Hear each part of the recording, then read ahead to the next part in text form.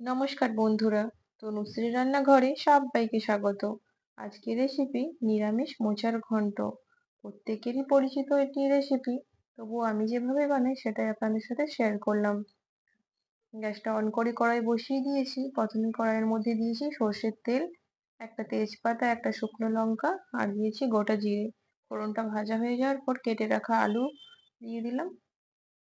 আলুটা হালকা ভাজার পর দিয়ে দিলাম বেগুনের টুকরো, সামান্য লবণ দিলাম, দিয়ে এবার হালকা এটা ভেজে নেব।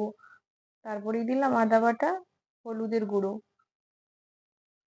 জিরের গুঁড়ো দিয়ে এবার ভালো করে মিশিয়ে নিচ্ছি। মেশানো হয়ে যাওয়ার পর আগে থেকে সেদ্ধ করে রাখা মোচাটা দিয়ে দিলাম, দিয়ে এবার ভালো করে মিশিয়ে নেব।